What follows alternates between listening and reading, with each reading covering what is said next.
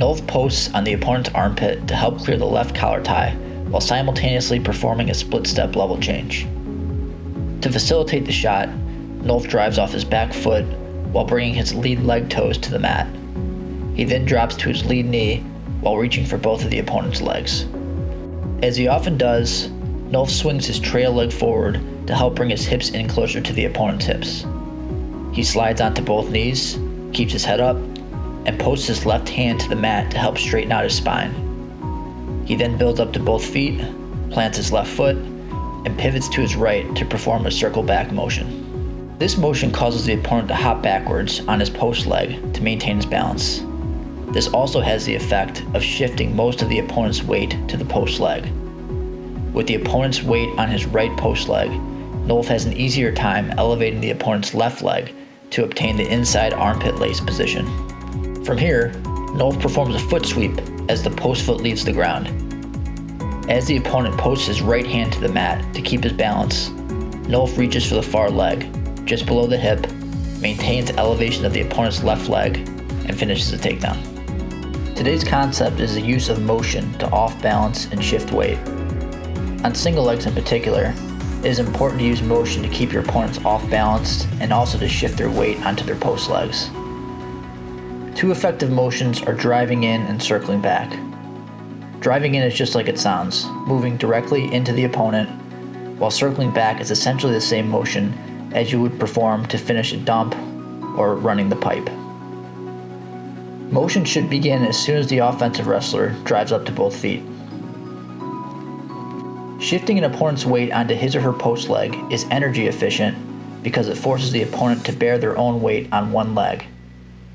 Without motion, a defensive opponent will often shift their weight onto their controlled leg, which forces the offensive wrestler to carry some or all of the opponent's weight in addition to their own. Shifting weight to the post leg also allows the offensive wrestler to elevate the controlled leg into an armpit lace position much easier.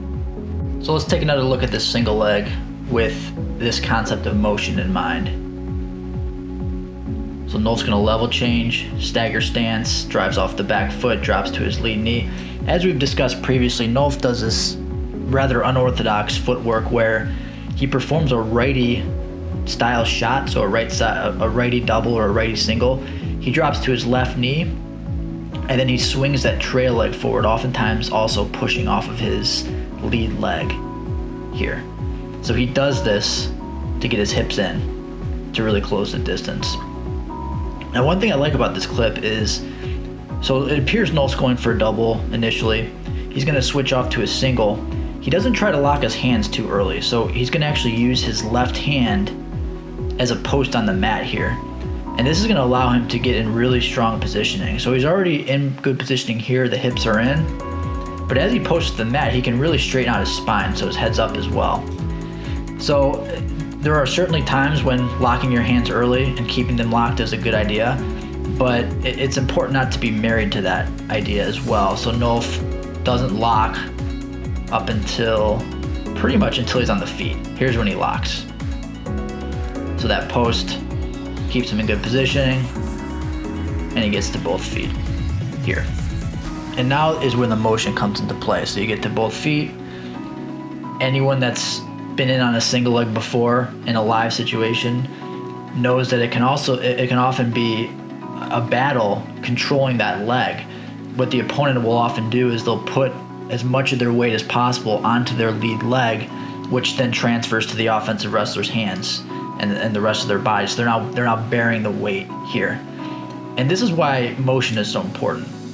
So you can see Nolf's initially going to drive in. So that's just a matter of stepping forward. The opponent has to hop to keep his balance. And then he's going to perform this circle back motion here. This is basically a dump. You could do a fake dump or you can actually go for a dump.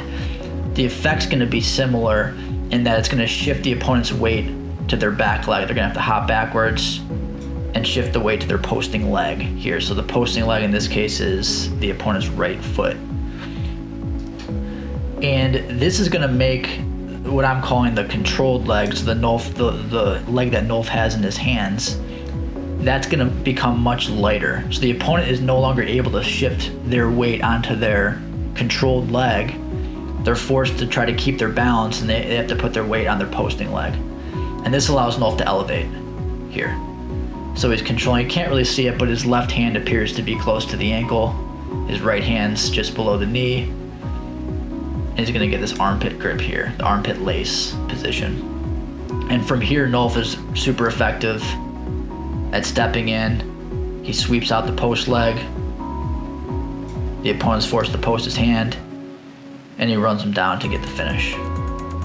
So just one more time, a lot going on here, but this motion idea. Nolf gets up, he's gonna drive in, and then watch, plants the left foot, pivots by swinging that right leg backwards, shifting all the weight, or at least most of the opponent's weight, to his back or his posting leg, making it easy to elevate here.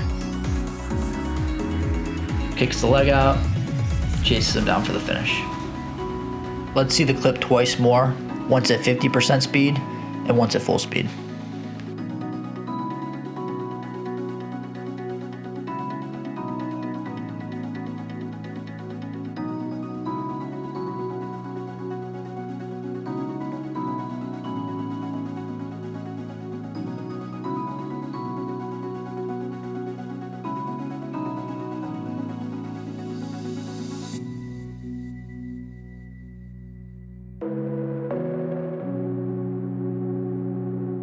That's it for day 6.